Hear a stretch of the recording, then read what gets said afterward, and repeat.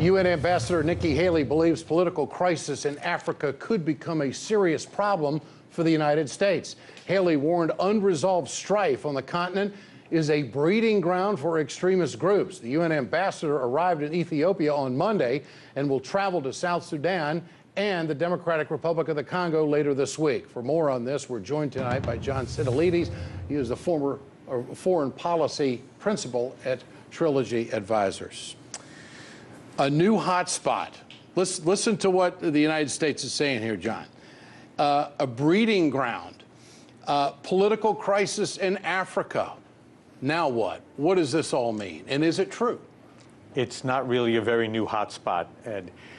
We established AFRICOM in 2007 to deal, as Manila said before, with the spread of radical Islamist terrorism, mostly in the Sahara region in northern Africa.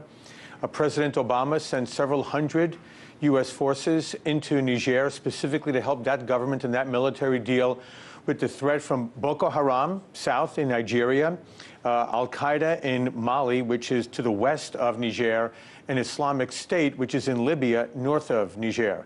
And we now have about 10,000 missions throughout the continent in about 20 countries, 3,500 missions a year, about 10 a day throughout the African continent, helping militaries in about 20 countries deal with radical Islamism within their borders. What do you make of the Pentagon being slow with details on what happened to the 4 American soldiers?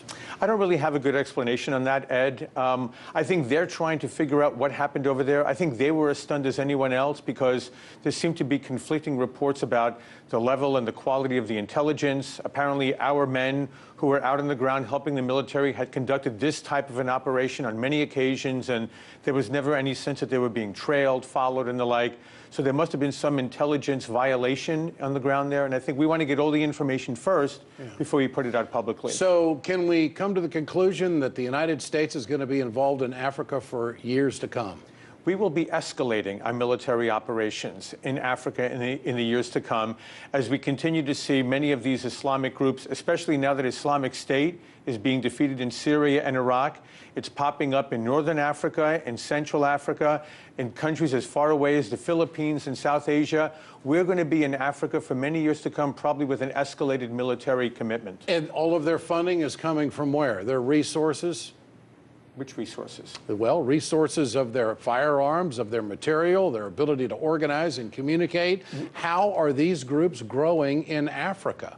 They are able to take advantage of very, very difficult situations in terms of lack of governance, corruption, what happened in Libya. So they go where things are weak. Of course they do. That's where they're able to thrive. Okay. So is there a strategy right now by the United States, or are we basically following what the Obama administration did, was that they would basically hit and run?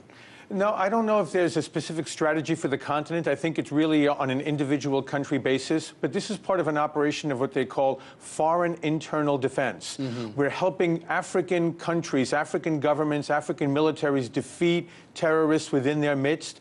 We're doing training, we're doing advisement, we're working on those types of relationship building and capacity building, hoping to minimize the direct sort of exposure of our troops to terrorists and other nefarious types. Quickly, United States forces, special ops, are they getting help anywhere else? Or is this a coalition of any sort? Or is this...